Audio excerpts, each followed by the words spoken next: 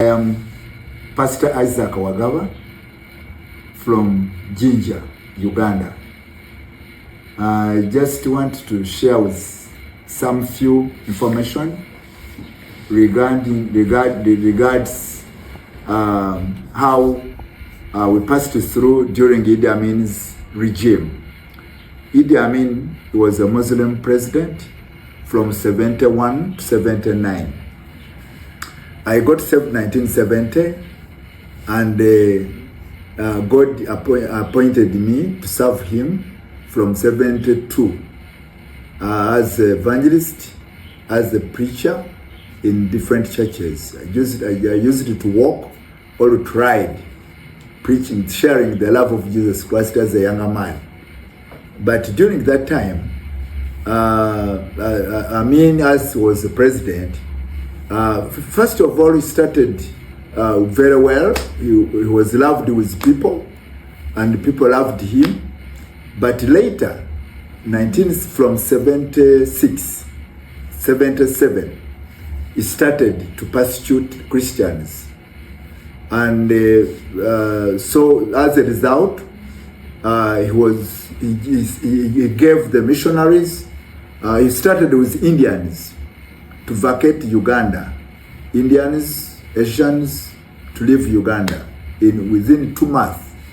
Then after that, he started persecuting the missionaries, the one who brought the gospel in Uganda, like a missionary, from different countries in Europe, Canada, America, England, and Australia and other countries. But provided you were a white person. So he gave them also 2 months to vacate Uganda.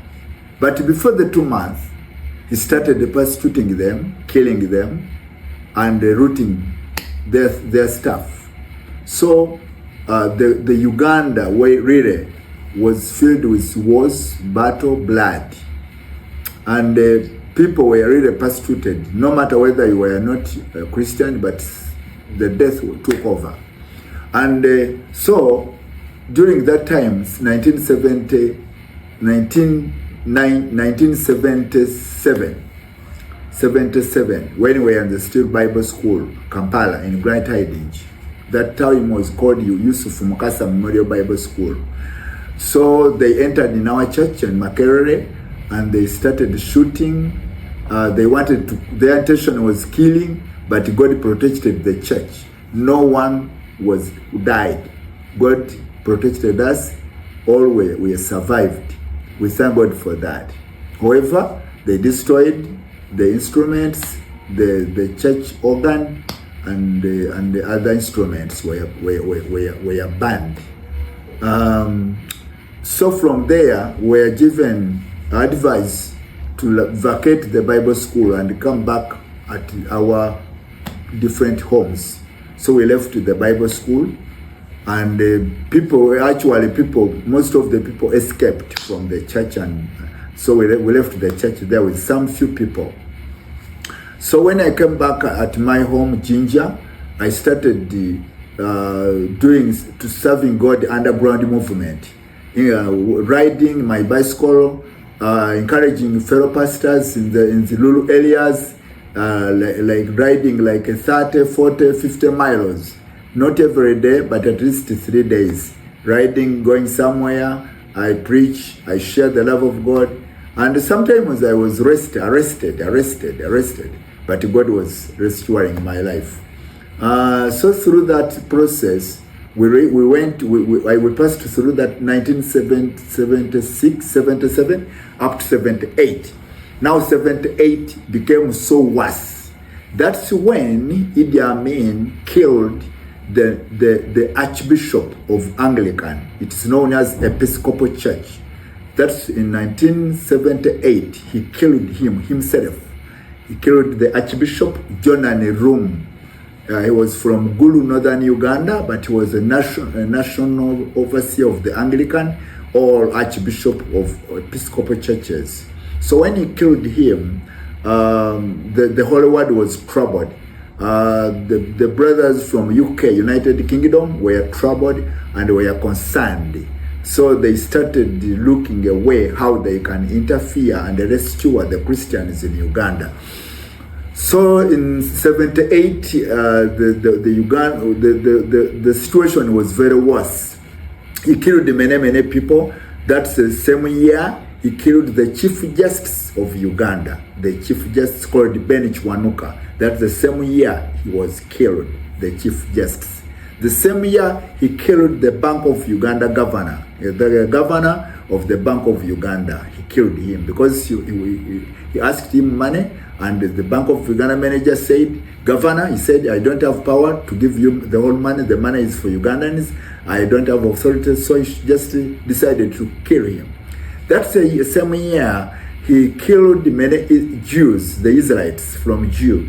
I killed them who came at Entebbe to redeem or to rescue their fellows, and decided to kill them. So, but I thank God because the prime minister now of Israel, by then he was still a soldier. He came with a helicopter and rescue his fellow Jews, and he took it, and so he was surprised.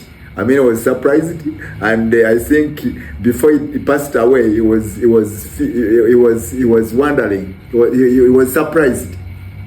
So that same year, he killed many government officials and many missionaries.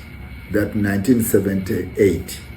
Now, that's when our most of the pastors from Uganda, like Pastor Joshua Kanyamusoke, the one who was national overseer by then, and the other senior pastors, they decided to vacate Uganda to go in Nairobi as a refugee to restore their lives. So we left with Mutebi. He's only one who remained in Uganda. Others went to Nairobi. So later, when I came back here to my home from the villages where I was used to go, I was invaded with the soldiers here at my house. The trucker came at 4 p.m. and they surrounded the house, and they asked, where is the pastor of this place? Where is the pastor of this church? And I was inside with other 6 preachers, lay preachers, who were praying, and then they shoot the house, the doors, and they entered in the house. So I was arrested. They arrested me. My fellow brothers were able to escape, and my wife also, she was able to escape. By then we had 2 sons, James and Samuel. You saw Samuel. So they were very young, 4 years and 2 years. So they arrested me. They took me at Kampala in the place called Nairobi. On the truck which took me, I was dumped there as a garbage, and I found there other pastors from different communities, from Ginger town, from other communities, were all 25 pastors on the truck. So they took us that night up to Kampala, and they were arrested in the place called Nairobi. I spent there 3 days. We were naked almost, in underwears. We are not eating anything. We were just beating us. We are beaten for enough, and that's when one soldier kicked my back, and up to now I'm still having this problem of backbone, my spinal cord, because I was kicked behind there in the back. So we are tortured for enough, and the 4th day, they decided to kill us. They said, now we are going to kill you, because already he was killing, every day was killing people. So on the 4th day, they decided, we who has refused to renounce Jesus Christ to become Muslims, they decided to kill us. So they opened the door very early morning on the 4th day, and they said, you foolish people, get out.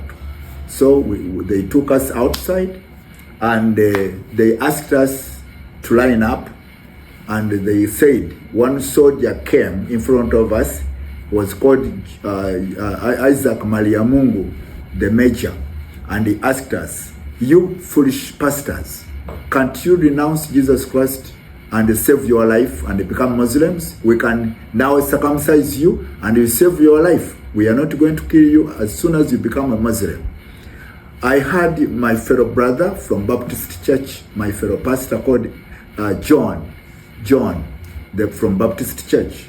He said, in order to renounce that Jesus Christ, in order to renounce Jesus Christ, we are still confessing that Jesus is our Lord and is seated on the throne. They become angry, they become crazy. They said, "You look at them, we are now going to kill you." I, myself, Isaac, I told them, "Please do it quickly. Killing us, do it quickly. Because by doing that, that's the only shortest way to meet our Lord Jesus Christ." And now they became so mad.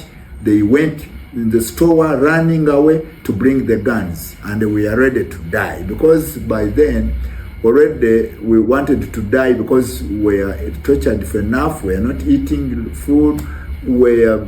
Our lives was really in bad shape. So we decided that death is better to die. So we are ready, and we told them, do quickly, bring the guns and kill us. Now they started shooting one by one on the wall. They started shooting one by one. I was the last. My brother John was on my side here.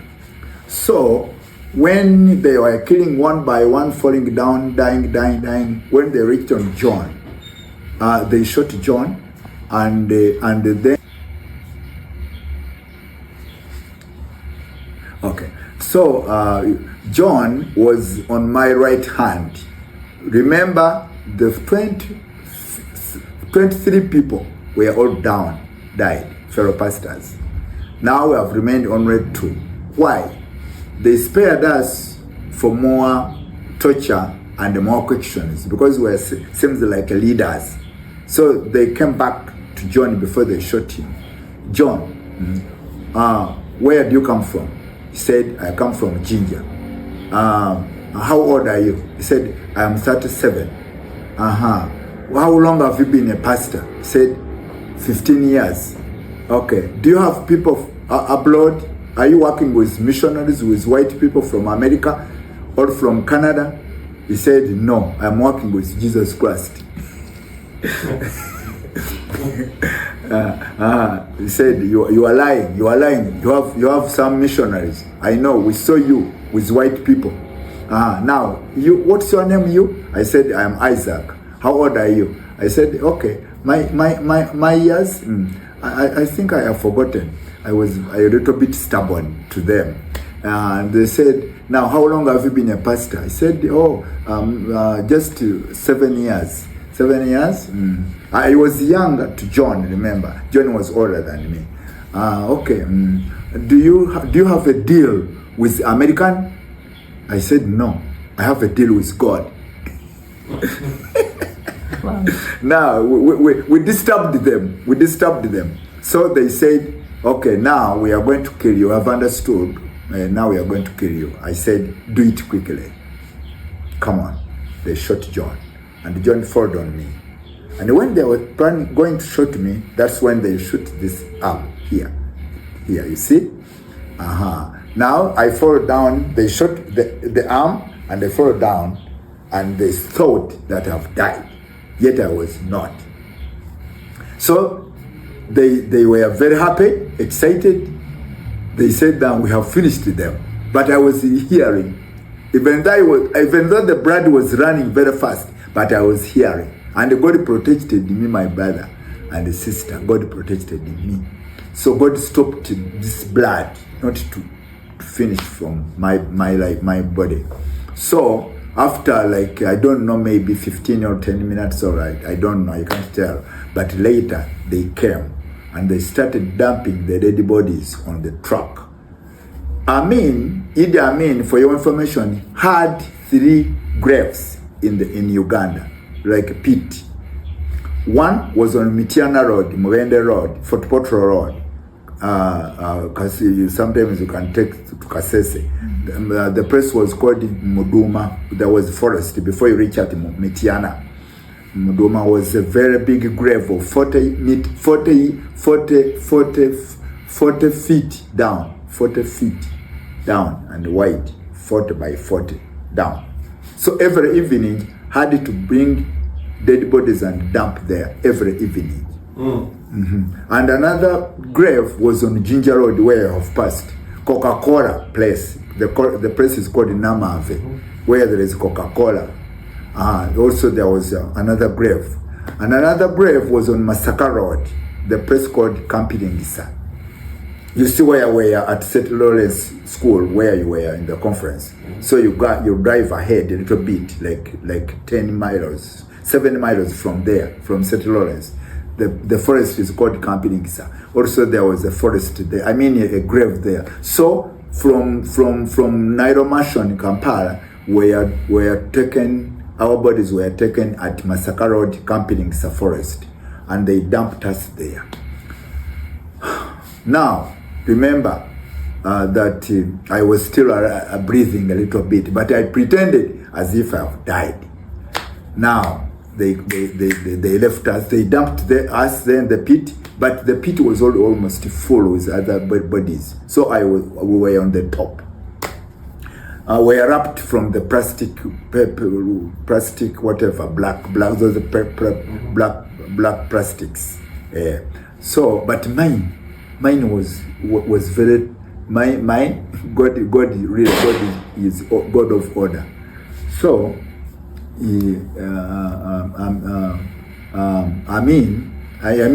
my bag was almost half. So they didn't cover me very well. Right. So it was God's plan. Now, after that, I stayed there. When they left, I stayed there. Now later, I think I lost the blood, so I fainted. I fainted. Let me say I died. So I didn't know what was going on. I lost the conscience. That's when God came through the angel, and I heard a voice when I died completely. Isaac, I have come down to spare your life, because in the future you will be a father to the fatherless. Get up from the dead. I resurrected, and I started growing like a baby, going somewhere like 500 yards. So I stopped there, died. God prepared 2 men. I can call them Good Samaritans. So the guys, by then, I was told that the time was like 8 p.m. evening. So the guys, they had a flashlight torch, looking for their cows. There were shepherds. There were shepherds. They had cows, but maybe one cow. I think one cow disappeared. So they were looking for that cow from their small houses where they came from. So looking. Instead of seeing the cow, they saw me. And I was a cow. They asked, what is this? Who is this? Another guy said, this man is still breathing. Oh. And he bent down, and they said, this man was murdered. He was murdered. He's murdered, don't you see? Because my ear, I was covered with blood everywhere. Now, God used them. They carried me on their shoulders. They took me to their house. They cleaned me. They shoot me. They injected me with cow injections. Yeah. Very, like, to stop. They wanted to stop the blood. So they tried to dress me with their pieces of clothes to stop the blood. They carried me to the big hospital called Nkosi. It's a missionary Catholic hospital known as St. Francis. So they put me in the basket like a goat that night, and they took me. But God was using them. So when I reached there, the nuns, you see the nuns, the sisters, the Catholic sisters, they were so kind to me. They took over everything. They said, oh, so they gave me care. I spent there 4 months. These guys went back and they sold their bulls, 2 bulls. They came to pay. They said God will pay us. That's what they say. And really God did it. And really God did it. Because they were living in the sacked house. But after some few 1 year, like 1 year, God provided to them, and they constructed a permanent house with iron sheets. And they said it's because we helped the servant of God. So later they knew who I was. Because after 4 months, I was able to speak. So I shared with them the whole story. And they loved me. Meanwhile, as that time, the spies of Idi Amin, they were looking for me. I don't know who told them that Isaac was not killed. So, but the Amini soldiers, the spies, like intelligence, started to come and investigate in the hospital. One day, they come at the reception. They pretend as if they are my brothers. They said there were 2 men came. They asked the receptionist, good morning, sir. We are looking our brother called Isaac Wagaba. He was murdered, but he's here. Can we see him? So this man, he knew that these are not right people. So he said, no, we don't have a patient here called Isaac. We don't have him. He said, let us try to check. So he said, okay, let me take you to the male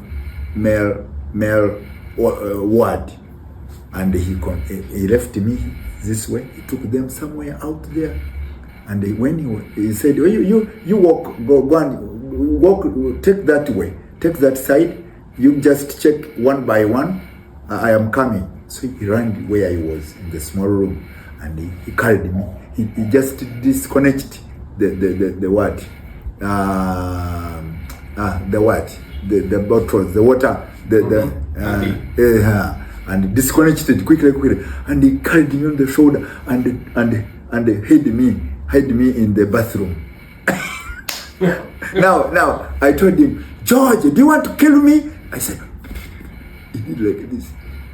Now he locked the bathroom. He said, later the guys came passing where I was, and they find the bed was empty. They went up through the hospital. Now that gentleman, George, he was very concerned, and he was a Catholic, but he was like a Christian, a born again.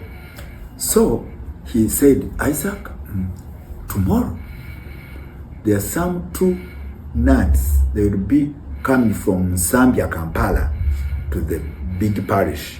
They will be going tonight to their country back in Nairobi, Chijabe in Kenya. So I am going to request them to take you, and God will help you from there. But otherwise, you will be killed from Uganda. I said okay. So that was the day when God helped me, saved me also the second time. So those nuns, they were German ladies. So they agreed to carry me, to take me, to give me a lift free, and also to request the people there from the parish to protect me, to save my life. So we went. But to the border of Malaba, Tororo, it was a tug of war. It was not easy. So what they did was to hide me under the boot.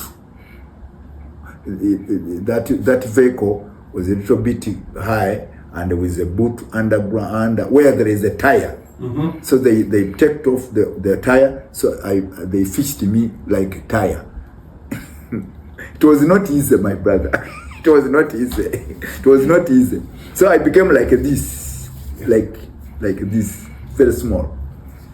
And they said, oh, okay, but good enough, the people were respecting white people. Oh, and especially nuts. So they know that these people, they are innocent, they don't have any problem. So they didn't check them very much. So okay, go. But Isaac was inside, like a goat. Yeah. So when they drove, when they reached a certain distance, they stopped, and I came out. And that's how I was rescued again. They took me there in the restaurant. They bought for me food, lunch. I ate. That was the life. So I reached there, and I was able to in a few days, I was able to reach at Nairobi, Assemblies of God, where the national overseer, Joshua Kamia, and other people, that's where they were hiding there also. So I was able to meet them there. Mm-hmm. My wife, she ran up to her home where she was born, where you have passed on your way from Kampala. The place is called Seta. That's where she was escaped now with our two children. So I spent there like a whole year, Nairobi. I'm sorry. I spent there a whole year, Nairobi, with other people.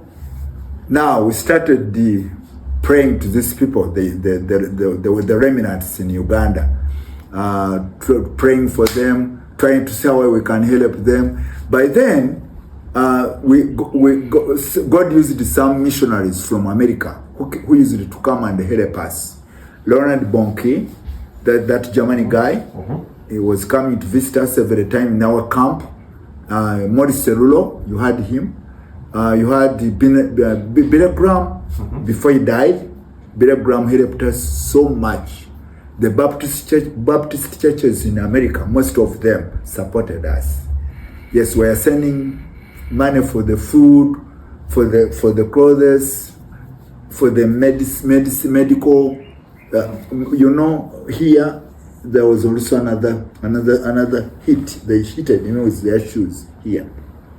This one took 6 months here and here also. So the Assemblies of God paid for me over $10,000, over $10,000 for my life, mama. God used them. In 1980, we came back. I am the one with my other fellows. We came back. When I came back in 1980, I found this place. I wanted to go to Kampala, but God refused. The voice said, no, go back from the place where you came from. That's where I wanted you to demonstrate. That's where I manifest I reveal myself to you. You go to that same place. I said, no, there is nothing in that place. Let me not go to Kampala in the urban areas where I can get easy life, comfort life. God said, no, go back to that place. But I hated God. I said, God, you want me again to die again from that place? God said, you go. Then I obeyed. I came here. When I came here, people here around the community, they said they knew that Isaac was killed. When they saw me, they said, no, that's not Isaac. That is a ghost. That's just a ghost. I was a ghost. They didn't believe that I was the one. So they continued to come closer where I am. Now they proved that I am the one. So the Christians members, they disappeared. Others died. Others were killed. There was nothing. And this land was like handicapped. Even now, but at least now, but that time it was like this. So I had only one arm left. So the life was not easy here, and there was no house because the house was burnt and they rooted everything. So I started on zero. There was a certain brother in Christ who God spared his life. So up there, I decided to go and live with him. We lived together. So he helped me, feeding me, accommodating me. So I started doing some smaller businesses with one hand, just buying a mattress, smaller mattress, a small blanket, something like that. Beginning another life. Rebecca, she was still there at her home. So almost a whole year, I was struggling. The whole year, almost 2 years. So 1984, I decided to establish here the fellowship, to renew the church. I started with 3 people, 4, 5, 6, like that, preaching the gospel, personal evangelism, 1, 2, 3, like that, until we constructed a small church here again, with a small house here. In that small house, God tested me. Now I stayed there like 10 years here. In 94, 90, from 80 to 94, when I was slashing the grass, I was in short. My life is easy. I don't like dying. I don't like. I was in short, cutting my grass there outside. God tested my faith. It was like this time, maybe 5:30. A certain lady came from very far place called Nakasongola. But he came with 2 kids to Kampala. He wanted to fellowship in Kampala, certain fellowship. I think she was disappointed with that conference. So she didn't know anything like money. She was sickly. She was sick with her 2 boys, 1 girl and a boy, very sick. And in Kampala, there is a certain person who, when that lady, she was crying, saying, I am looking someone who can have my children because I'm going to die. A doctor told me that in 6 months I will be already dead because my husband died AIDS 2 years back, and I don't have medicine, I don't have food, I cannot feed these children very well. My children are sick and I'm sick. I'm looking someone who can have these children and I die. Now there was a certain lady hearing those words. Said, at our place we have Papa Isaac, was saying to me. Papa Isaac, he's a good man with his wife. They can take care of these children. That woman did a problem. She became a problem to me. Now, that woman, she was influenced, persuaded, impressed with this another one. So they came. She brought that lady. Now that lady came here and they asked me, are you Pastor Isaac? I said yes. Are you the one who taking care of this home? I said no. Someone is behind there, not me. Because I knew that this woman, she needs help. The way she was looking like. Now, that woman, she insisted. When I was talking together with her, Rebecca, she was looking at us through the window. And Rebecca came out. She had the conversation. Rebecca said, now I told that lady, where do you come from? I asked her, where do you come from? I said, Nakasongola. My goodness, Nakasongola is very far.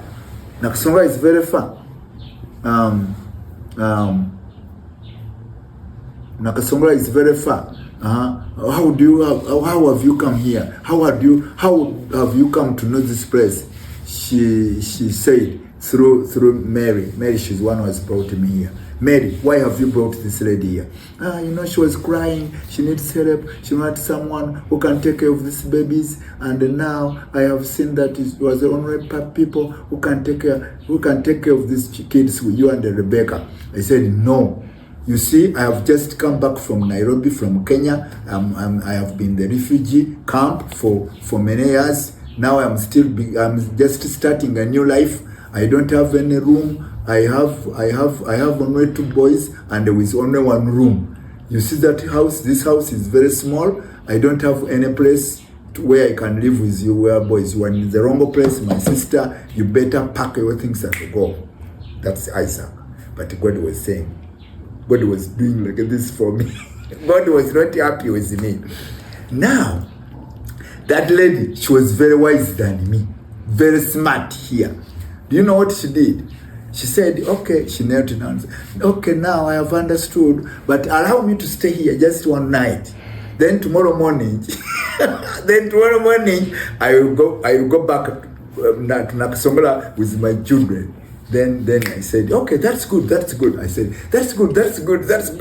Okay, Mama Rebecca, help them. Now we had confidence that tomorrow morning they are going. Only 1 night.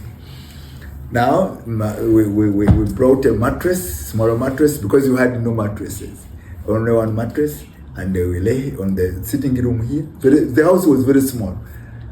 But early morning at 5 a.m., when I was in my small room praying, I heard these children crying, very noisy. I came to check on them. I found on the kids, the mama, she was not there. And I went outside to call, Mary. No way. Until I went, I told Mama Rebecca, do you know what is going on? It seems this lady, she has disappeared. She has left with us the kids.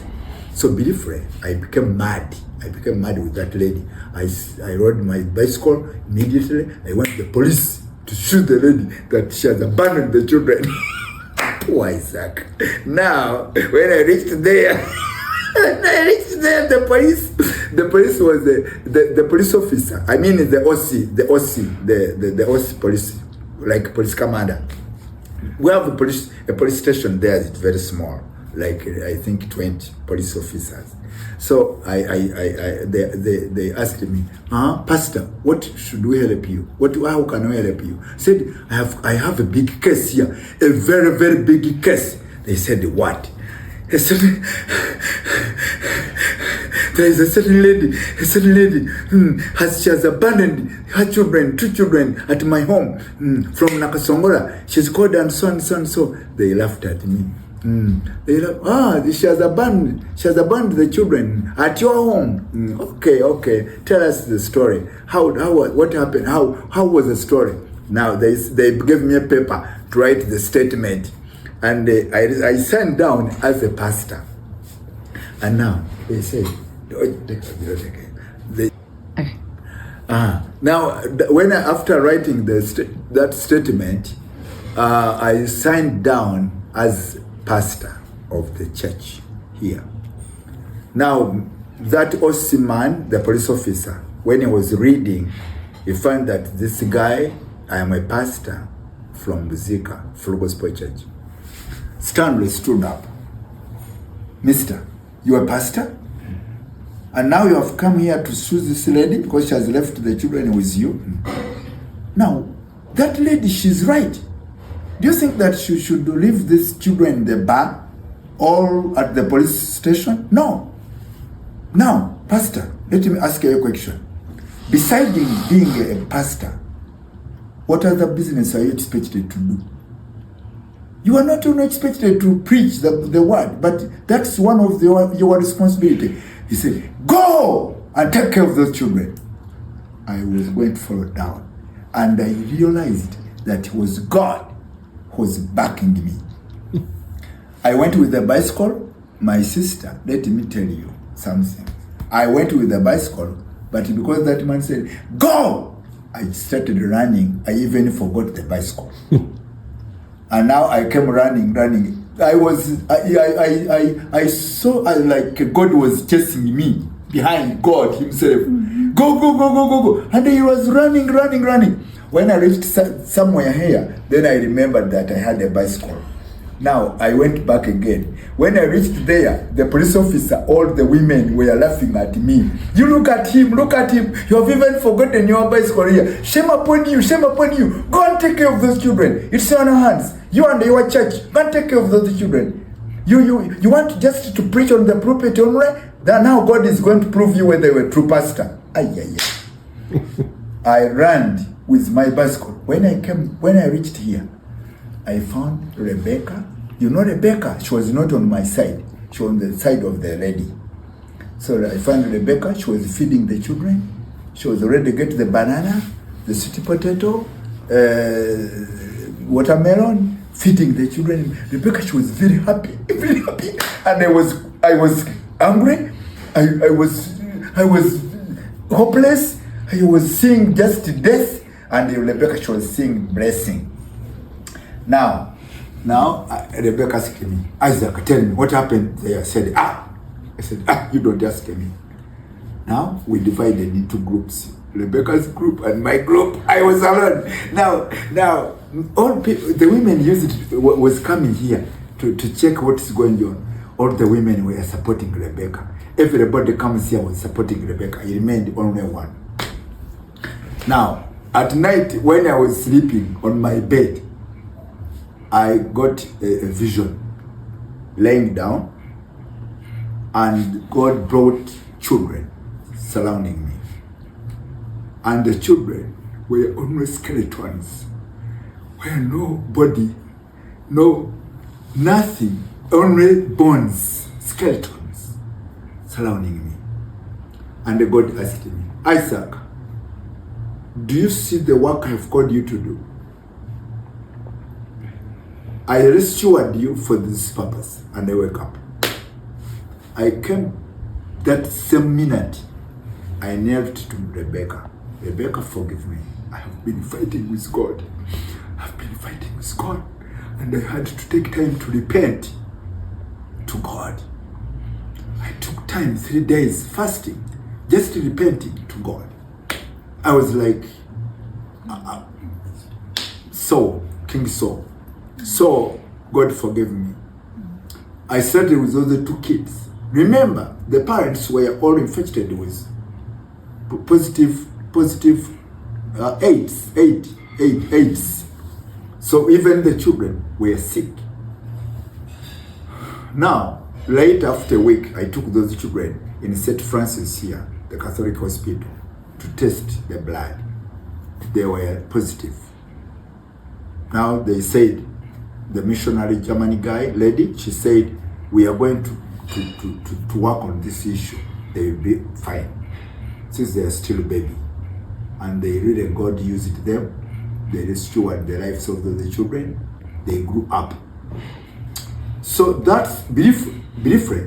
That's how Canaan Children's Home or Canaan Children's Trust Center began. 1995 with 2 kids. Later, 2000, we had 65. 2005, we had 150.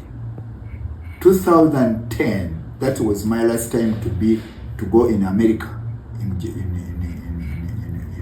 Virginia, North Carolina. Those are most states I used to travel. North Carolina and the East and the South Carolina a little bit, and the Columbus, Ohio, and Boone in Spawn, where Billy Graham's parish is. I went there. We had also some donors there. So the large number was 210 children here, and I was paying them tuition fee, educating them, feeding them, dressing them, taking care of their medical, everything, with most mothers, foster mothers. And the one, Jennifer, she's one of the ladies I used to have. Now, later from 2014, I lost almost the sponsors. How? That church which used to help me, which I was working together with, it was called Stone Point Church, Presbyterian Church, and the pastor who was flowing with me in the same vision died. And the rest, the like church elders, most of them were elderly people. When he died, others also started dying.